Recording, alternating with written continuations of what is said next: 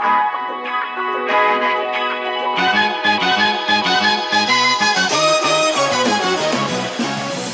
into Courtside Seats with Kroeger, a Charlotte Hornets podcast. Here he is, Chris Kroeger. It's episode 32 of Courtside Seats. We're on the road. We're in snowy and freezing cold Milwaukee, Wisconsin, as the Hornets try to round out a 3-game road trip. And so far, so good. 1 up, 1 down, and the Hornets have won 4 out of 5 for the first time all season. The only slip up in between is against the Indiana Pacers. And so here we are, coming to you from Milwaukee, and we got to go back and talk to an old friend, our pal Bobby Marks, ESPN NBA insider and front office executive in the NBA for a long time, especially so with the New Jersey and Brooklyn Nets. He talked to us before the season, and we got to catch up with Bobby again as we're past the midway point in the season. We'll jump in with us because I think you look at the Hornets. We're taping this, getting ready to play this game Friday in Milwaukee, but you look at where the Hornets are, 23-24. This time a year ago, they're 7 games under 500, 11th in the Eastern Conference, and already Hornets have head-to-head tiebreakers or have secured at least a split, which means the other team can't have a tiebreaker, with 3 of the 4 teams below them in the standings, and they've still got 3 more games coming up against Washington, down 0-1 in that series, and then 1-1 they're splitting right now with Brooklyn, who's ahead of them by a couple of games. So all things considered, obviously I think we'd say we'd love to win more as an organization thus far, Bobby, but I think we're way ahead of schedule from where we were at this point a year ago, which means a lot. Oh, I agree. I mean, I think if you asked when the season started if you would be, the 7th seed, right now, in the playoffs, especially playing good basketball, winners of, 4 of the last 5, and you've got to. The Milwaukee game certainly on that Friday is a tough one, but you've got New York and Memphis, Chicago coming up. You're in a good position, especially with a rookie coach too. Mm-hmm. That I think that's the main thing is there that you are in a better spot than you were last year. Most of the parts are the same. Of course, Tony was added.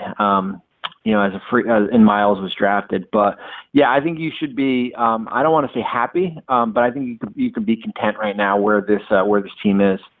Yeah, and I think too, like you talk about Tony. It's funny. I remember at the time, I think we all do, right? When what are the Hornets getting in Tony Parker? What's Tony Parker out to prove? And as we made our return trip to San Antonio just last week, which was just a special night that I think everybody's going to remember for quite some time because of the reception Tony got, because the fact that the Hornets hadn't won in that building since '06. Kemba had never won in San Antonio in his career thus far. JB's return there as well. All the things you mix in. It was a special night. But at the time, I remember during the summer, so many people saying, what is Tony Parker to the Hornets? What's he actually going to provide? And I think, again, as you said, there's still so much basketball left to be played. But I think Tony Parker, if you want to go back and count the free agent list and who signed where and what they signed for and what they're giving their teams, I mean, Tony, to me, is probably one of the best free agent pickups in the NBA this year. Oh, I agree, and I wrote about it back in I think late November, early December. One of the better under the radar signings / trades was Tony Parker to Charlotte. 2 years, $10 million. I mean, next year's not even fully guaranteed, and it's hard to get good quality depth. Especially at the point guard position where either you can play with Kemba or have him Tony come off the bench. Of course, managing his minutes has been a priority this season, but you look around the league and, there are not many teams that have an all-star in Kemba and, a veteran like Tony there. I mean, probably one of the closest that you can make is, and they're young rookie-wise, is, Jamal Murray in Denver and, Monty Morris coming off the bench, and then we'll see what happens with Isaiah Thomas. But yeah, I mean, you have teams searching for to find a good backup, not less alone a veteran who's won multiple championships in San Antonio. So yeah, that is, and with limited resources, we sometimes the best is when you are kind of in a corner when you don't really have much money to spend. You basically have what your full mid-level or part of your mid-level to use, and that's what Mitch had this summer. And usually teams get in trouble when you have too much money to go out and spend and you're kind of just throwing it around. But yeah, I mean, Tony, I can't say much more about the addition and how Tony has played this year. And it's been remarkable, too, to watch just how much he's got left in the tank and how fire he still has. I think people would always wonder, too, okay, you've won championships. and now you're coming here to Charlotte. I'll throw this stat out there. This is so crazy to me, Bobby. I was looking this up when we played San Antonio just a couple weeks ago, and I think it's in their game notes, and I'm going to mess up the exact number, but it was something to the effect that San Antonio in the last 21 years had been under 500, I believe, 65 games in this entire run, which is crazy. And the next closest team in the NBA is Dallas, and it's well over 900. And so I wanted to see, all right, Tony's 16 years in San Antonio, or 17 years in San Antonio. How many games was he under 500? And the answer was 17. And already, when we played San Antonio that night, it was game 43. He had been under 500 18 times in a Hornets uniform. More in one half season with the Hornets than his entire career in San Antonio. And yet that fire's still there, that competitive spirit of now I think he's accepted this new challenge, which is I want to go to the playoffs for an 18th consecutive season, and I want to do it on a team that needs me to get there. And it's been cool to kind of watch him embrace that challenge with us. Well, and the funny thing is, too, is that you talk about his time in San Antonio is that, there was a time when there was a chance that Tony Parker was not going to be a Spur for long. Right. And especially, when when I was in New Jersey and Jason Kidd went through the recruiting part of it in the summer of 2003, and the likelihood was that Jason was going to go to San Antonio, and they would Papa and R.C. Buford would have to figure out what to do with a young Tony Parker at the time, and Jason stayed, and and history was written. So it's funny how things work out. The trades or the signings that don't happen usually sometimes benefit that player or that team. The other thing that's been interesting to watch, Bobby, and this was a big talking point, I know you wrote about it on ESPN.com going into the summer, which is what was going to become of Malik Monk, right? Obviously, he had an up-and-down rookie season. That happens. His expectations were probably unfairly placed on him, fans, media, everybody. And so this was a fresh start for Malik, and it's funny to watch his growth this year because it's been similar in the way that it hasn't been on a straight line. And so there's been moments where he's played, not played, played again. He's played streaky in terms of scoring and shooting, and maybe other times it's not there as much. But with my own eyes, just the eye test tells me over the last 2 or 3 weeks, Malik is looking comfortable in the NBA, and his game is changing, his tempo, his pacing is changing. And I think we're starting to see, and it happens at a different pace for every player in the league, but as Malik will turn 21 this spring, we're seeing him round into like over his 100th game played in the NBA. I think you're starting to see the light bulb go off for Malik Monk, which could mean big things for the Hornets moving forward. Well, and I think you hit it on the head. I mean, he's still only 20. We forget that he turns 21 in early February, and we kind of get spoiled with some of these young kids, especially the ones that kind of come in and make a splash right away, the Donovan Mitchells of the world, Jason Tatum. We're seeing it this year with Luka Doncic, that we kind of want everything right now. We don't want them to go through right. We want them to come out and play 30 minutes and give you 15 to 20 points a night and be consistent like that. And basically, who cares about the development? We want that player to have an impact. And yeah, I mean, I think you see the ebbs and flows with Malik this season. There are nights where he is playing 10 minutes a night, or 4 minutes in that win against San Antonio. And then, the Memphis win, he comes out and plays 18 minutes and gives you 9 points. And the night before in a loss, he gives you 11 points. And I think that's the biggest thing, is to get something consistent coming off your bench, and then figure out when Jeremy Lamb is a free agent this summer, what is your priority? Can Malik kind of slide into that role, or is bringing Lamb back a priority? So, yeah, I mean, I think that's the big thing, is that he is part of your rotation, a consistent part of your rotation. You're going to need players like him when you get to the playoffs here.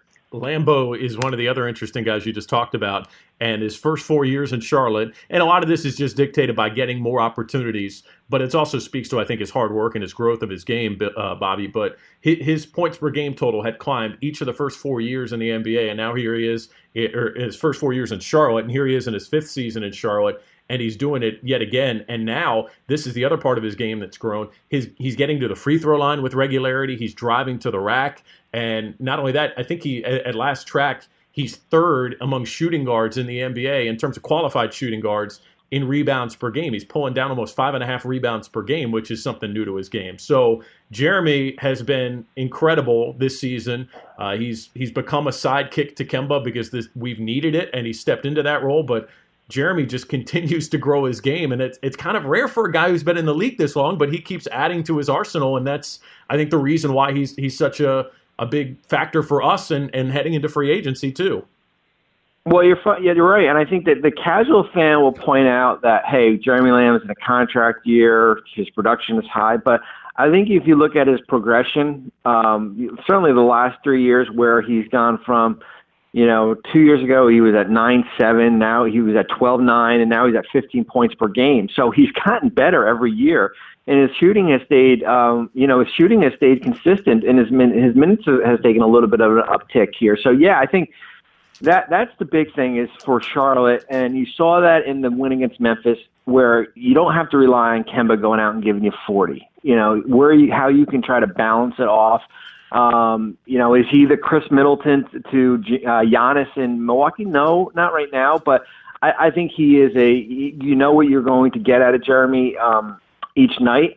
I think if Charlotte was out of the playoff race, he would probably be a guy that you would be selling on when you get closer to the deadline. But you don't need to do that. You know where you are. You're going to be in this for in this race for the long haul here. And yeah, I mean the progression of Jeremy Lamb, and he's only 26 years old. It's you read the clips, you see the news, and it's everyone's always how do we go out and get wings? That's the theme of the trade deadline. Certain teams looking for a wing, and you got a good one, and a guy that what you're going to get each night. And Bobby, the other part of this too is, and this is such a big X factor going into this season, trading Dwight Howard, bringing in some more comparable or more like, I suppose, pieces at the center position that's going to play JB's style. And I know there was a lot of hand-wringing on the outside going into the summer saying, why are you trading away Dwight Howard? He's a walking double-double machine. He's a surefire Hall of Famer.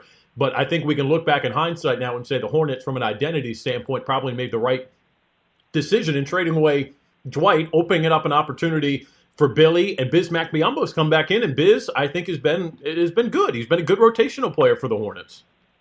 Well, and can you imagine if you still had Dwight right now, and with Cody injured and Dwight out for a while down in Washington, that you basically have Willie as your lone center, and you would be really left exposed there. And yeah, I mean, I think Bismack kind of gets a little bit of a bad rap because he's lumped in there with the summer of 16 players that sign those big contracts. Nobody's fault player when an offer, when a contract is made to them. But yeah, to take Dwight, flip him for Mozgov, and then take Mozgov and flip him for Biyombo, and he's been a serviceable center. Especially sliding into when he's been starting since after the first of the year. I mean, he can give you 10 points a night. He can give you a double. The last 3 games he's given you 13, 12, and 10 rebounds a night. And I think you would take that basically and it was a trade that was really for Orlando to get a point guard. So I think you'd be happy with that because Mozgov's hurt too.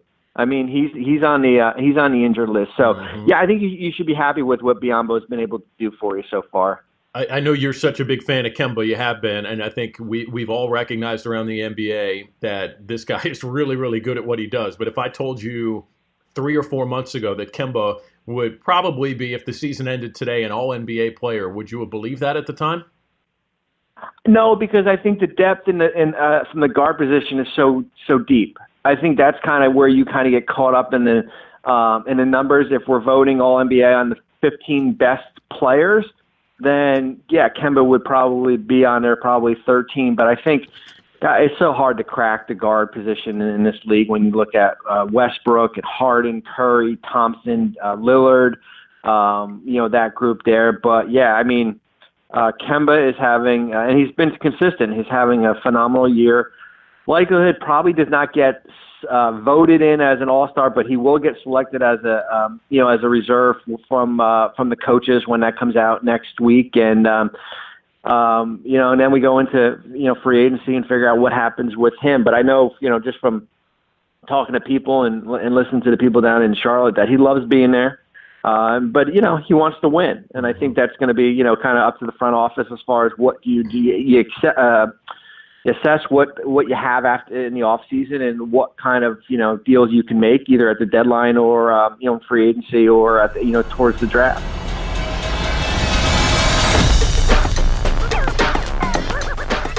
Bobby, let's talk about the rest of the NBA here before we talk about the trade deadline, which is approaching quickly here, and it's before the All-Star break, which kind of throws a wrench into plans maybe for some teams too. But early season surprises as we're now past the halfway mark in the East, it's got to be Brooklyn, right? I think everybody thought they could be competitive, but to be this, what are your thoughts on Brooklyn? Because they play to this identity that is just so incredible, and they do it each and every night, regardless of opponent or regardless of who's in their lineup.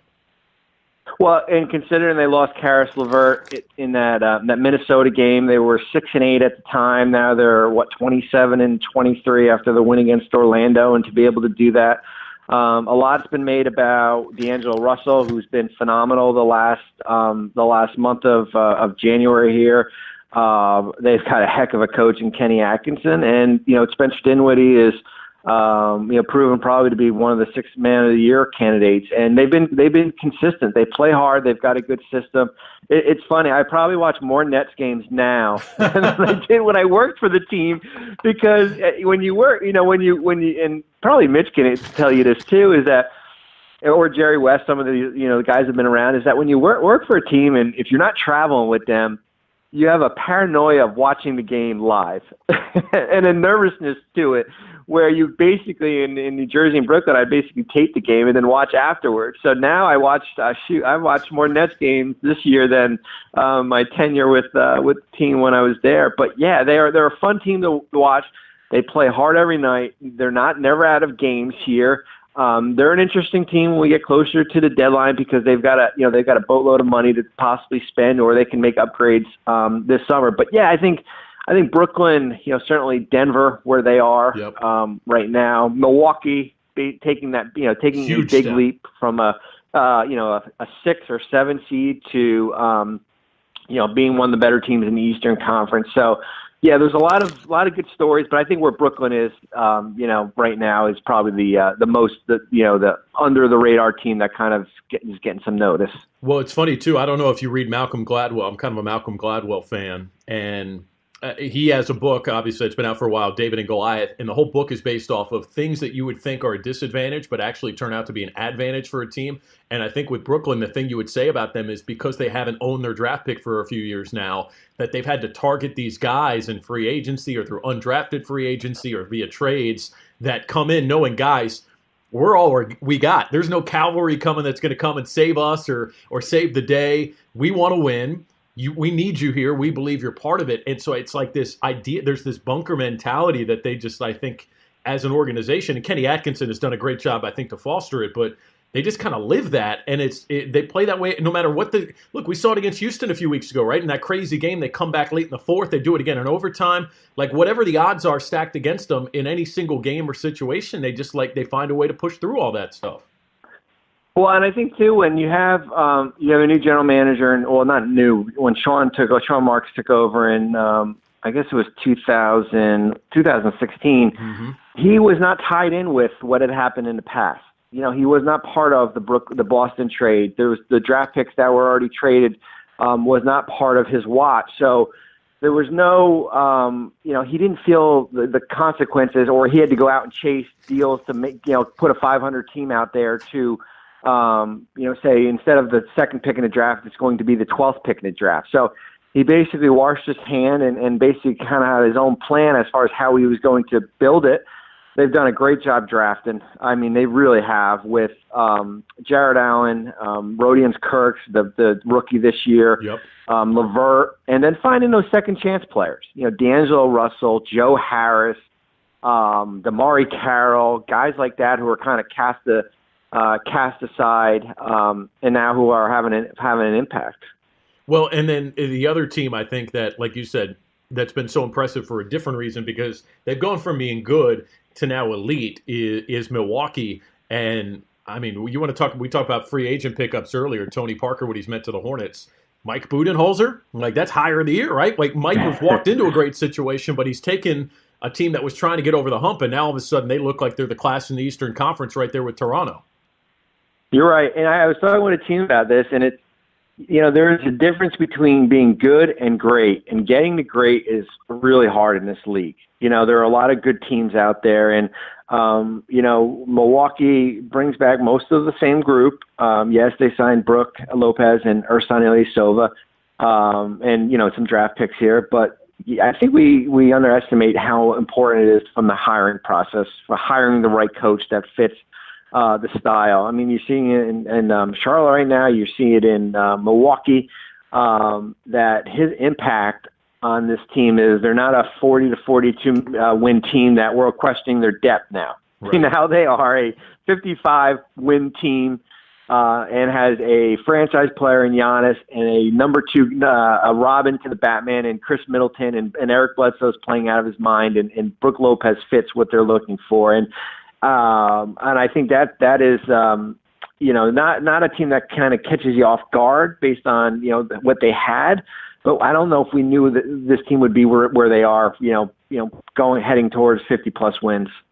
Can we talk about Toronto for a second, too? Because they're right there with them, and it's like every other night they're jockeying back and forth between a half game or they're tied who's going to be top in the East. But, Toronto clearly made a calculated risk to bring in Kawhi, and obviously it's pushed them forward in a major way. They look different. I think we can all tell that on both ends of the court, they stepped up their talent level, and that's not a knock on DeMar, because DeMar has been an All-NBA type player over the last few years. It's just a different type of talent with Kawhi, and then you get the progression of guys like OG Anunoby and Pascal Siakam out there as well. We're seeing those guys grow before our eyes. But right now, Toronto, it's hard to say because the season isn't over, and maybe that's ultimately the judge, but so far so good. I think they made the right call on trading for Kawhi. Would you agree?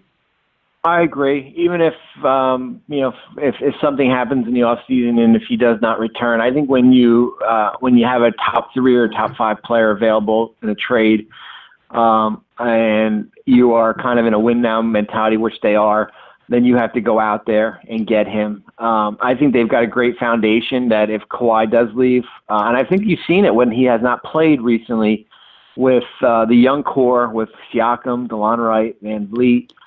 They certainly have Kyle and Ibaka. Valanciunas will be back soon. And then Danny Green, who was basically a throw-in in the trade, big addition. Is shooting the heck out of the ball. So I think it's something that Masai Ujiri, their general manager, had to go out and do. I think it's worked out probably both for both organizations. So I think Toronto, they're different. I think they're a little bit more hardened defensively. It'll be interesting as far as when games get tight, certainly in the playoffs, if they start going, their downfall is always going, ISO or one-on-one. Yep. If they kind of fall back into that pattern. But I think you'd have to be real happy if you're in Toronto right now, because you kind of know what you have in, Kawhi is healthy. They've done a good job managing his minutes so far. Well, last thing on this, and I know you and I have had conversations about this before, so I'm going to get on my soapbox, but I just am so mad, and I know Rachel Nichols had a great monologue on this on the Jump just a few days ago about this, the tanking and just the embarrassment that's going on in some markets right now with, and not to name names, but I think we're all aware of just what's going on. You can name them.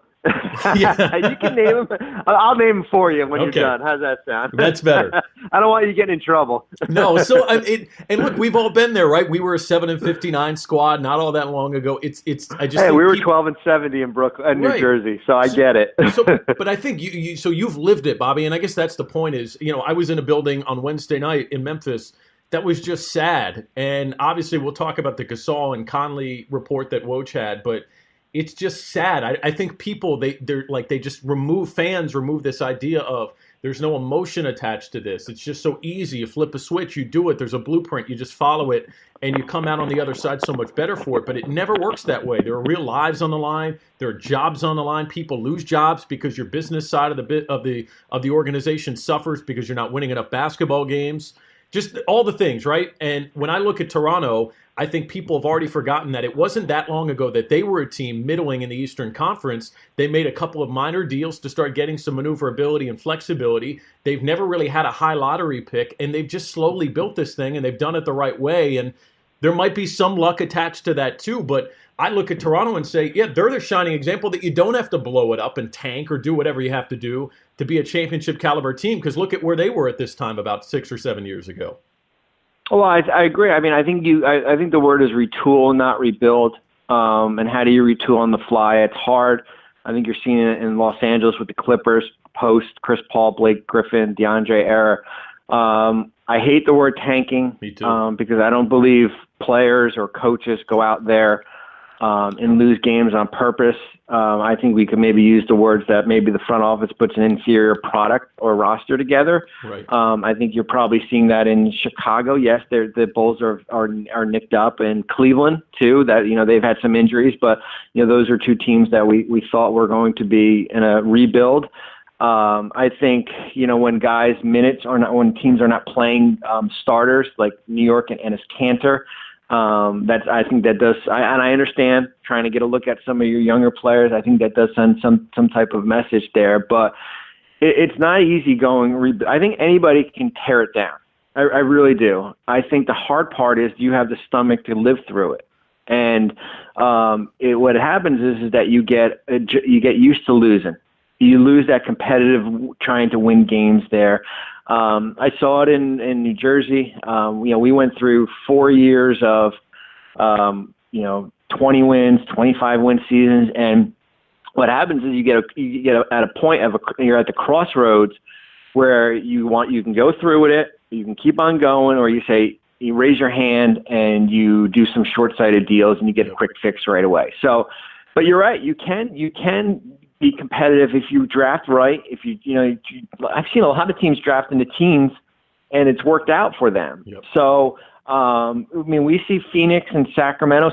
And Sacramento's played well this year, but they've been rebuilding forever. Yeah, so I think it's hard. I think, as I said, you have to have the stomach for it, but you have to hit on your draft picks. I mean, there's no reason why you should be in the lottery for 5 or 6 years in a row. I mean, the draft is there to kind of, even if you're in a mid-market here. So, yeah, I mean, we've seen some of the same teams of late in that bottom. We've seen some of the trends. We're not even at game 50, and we see teams losing by double digits every night. Teams are not competitive. I don't know how you go out and fix it. I know the league this year with the lottery rules has tried to even it out a little bit for the top 3 teams here. But I don't like the word tanking, as I said. I just think I think, as I said, and you agree with me, that, players and coaches never go out there to try to lose games.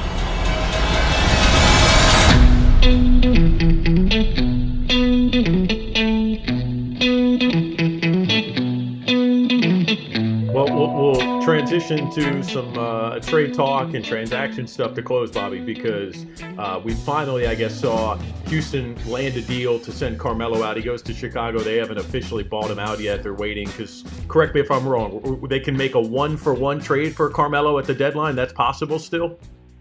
Yeah, they just can't aggregate his salary with another player, so they can't combine it. But if they wanted to send him to Philadelphia or Miami, some of these other teams, they can do so without attaching a player there. So I guess I ask you, in your mind, I don't know what you're hearing, but just in your thoughts in general, I guess two parts. One, do you think they actually are able to make because he's playing on that veteran minimum deal, so it's not the entire bloated salary. So could he make a 1-for-1 trade? And if not, if ultimately they waive him, do you think Carmelo is suiting up for some NBA team at some point in the second half of the year, one way or another? I think the likelihood is that he gets waived by, either right after the deadline there. I have a hard time for Chicago trading him, putting money to add to his salary, unless it's a team that's desperate, as I mentioned, maybe Philadelphia or Miami. But those two teams would have done a deal with Houston already, and they would have got the money to pay for his salary. So I think the likelihood is that he is waived. Chicago got $1.5 million from Houston, so they made some good money off it. So they're not entitled to keep him. That money's going towards his salary, and then it's kind of like, well, where's his next move? Is it Philly? Is it Miami? Can Miami sign him? Miami's a luxury tax team. Can they wait till mid-March or early April to sign him? I think it's just important that he's waived by the 1st, because then he'll still have his playoff eligibility.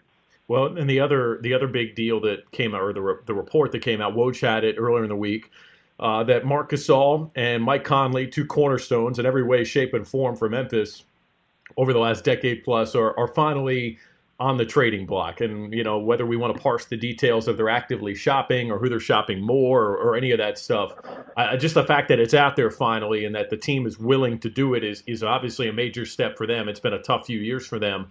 But what do you make of those two, and I guess the market? Obviously, Conley is a guy that can do it on both ends. He's a pretty good. He can find his own shot at times. He's a pretty decent shooter. He's developed and grown his game over the years. And then Gasol, obviously, I know he's been in the league for a while, but he's still so skilled at the center position. He can play inside and outside. So, I guess how much of a market is there for guys like Conley and Gasol? I think if we were talking like baseball and we didn't have to match contracts, I think there would be a big market for these guys, but it's hard, and both are different challenges.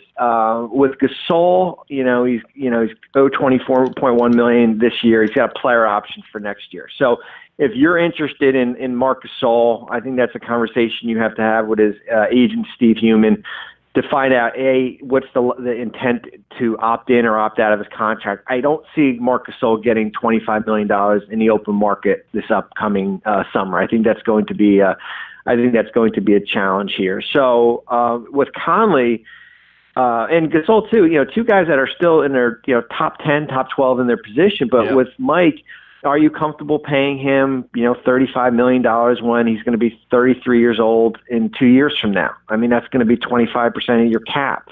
So those are big numbers. And if you're talking about Charlotte or Indiana for Conley or Gasol, now you're kind of stripping your roster down a little bit because it's not going to be a 1-for-1 trade. The likelihood is you're adding 2 or 3 players, and that's at mid-season.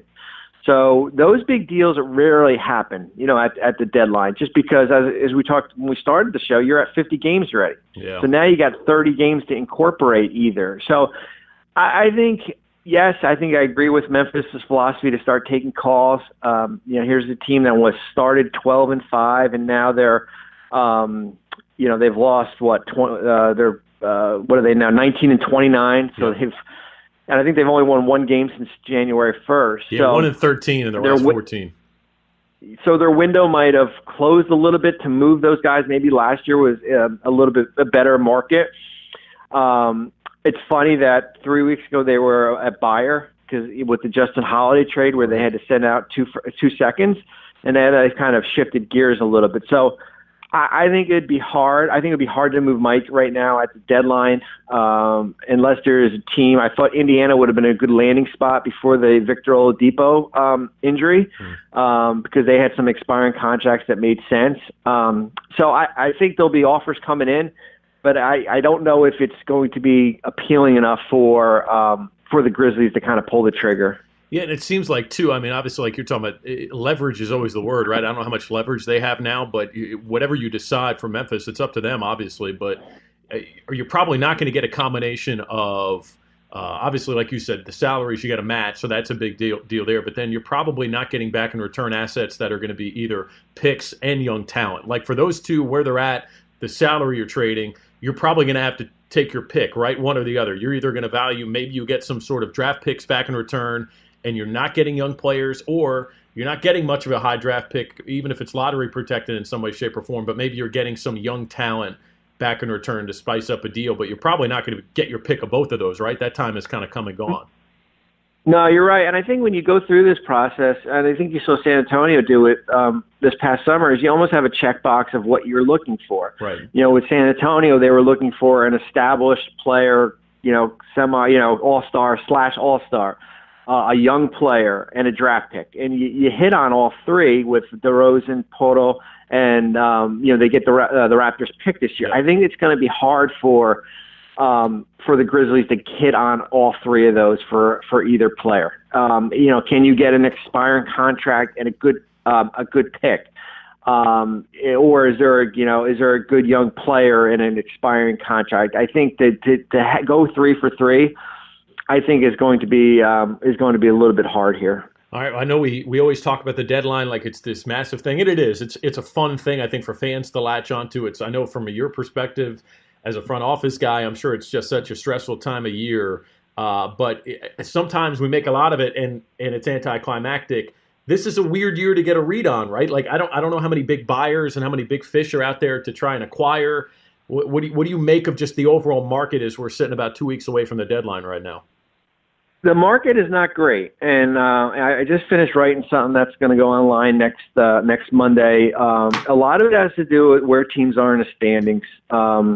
We've got in the East, we've got outside of the top 8, we've got Detroit, Orlando, Washington teams still hovering around, and in the West, you've got New Orleans, who technically probably could be a seller or should be a seller, but they're not going to be with, the future of Anthony Davis kind of hanging in limbo. You've got Dallas who, their pick goes to Atlanta, so there's really no incentive to tank. So you've got a lot of teams kind of bundled up, and there's not many sellers. I think, I've identified 5 or 6 sellers, 4 in the East and 2 in the West when we talk about Memphis and Phoenix here. So I think, and I wrote it, and what I said was, hey, everybody, all playoff teams are buyers right now, but it's hard when there's not a market of sellers or a pool of players to go out there and get. So could that change in the next 10 days? I think it could, but we're not seeing a lot of things materialize. I think there's a lot of calls that are being replaced, but we're kind of seeing teams kind of in a little bit of a holding pattern. I think the buyout market will be fascinating. I think that's going to be the second trade season without giving up anything when we get closer to March 1. Which that started to become more and more a thing in recent years. That's actually, to your point, that's become over the last few years the more active pool, so to speak, in terms of, okay, how do we use that how do we use that stream, that resource to complement our teams? I'll ask you this as we let go. I'm sure you love this time of year. I'm sure you hated this time of year as a front office guy, but this 2-week period, just can you give us a glimpse? How crazy is it for you in terms of texts, calls, emails, the crazy rumors you hear, what's real, what's not real, vetting all this stuff, the decisions you make maybe versus the ones you don't? Just what's this 2-week period like for you? I think the big thing is kind of flushing what's real and what's not real. Is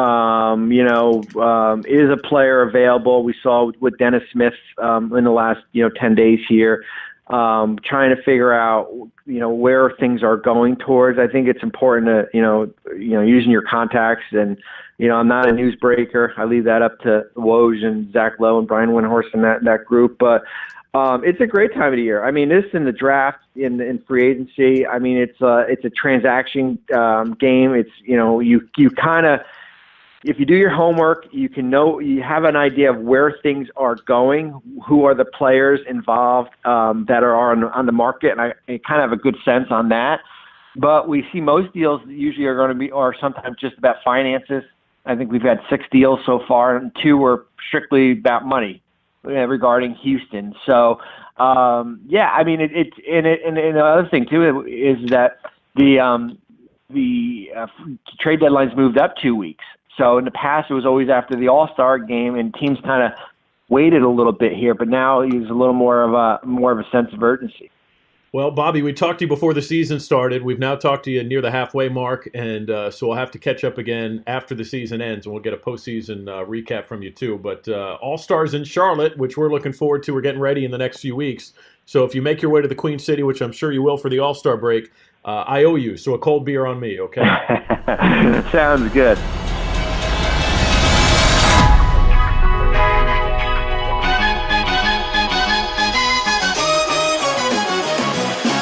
All right, that's going to do it for us. Another edition of Courtside Seats, our Charlotte Hornets podcast, coming to you on the road from a snowy Milwaukee, Wisconsin. We're going to be back next week, and we're going to talk to the head coach during the qualifying period for USA Basketball Coach Jeff Van Gundy, of course, NBA on ESPN as well. And so we're going to talk to him. He coached Dwayne Bacon during the qualifying period over the summer when Dwayne was with him. And he just got Team USA qualified for the FIBA championships coming up in August. He was able to do that back in December, and then he's going to turn the reins over to Greg Popovich, who's now the head coach, taking over for Coach K. So we're going to talk to him about USA basketball, just some NBA and hoops in general. We'll do that next week.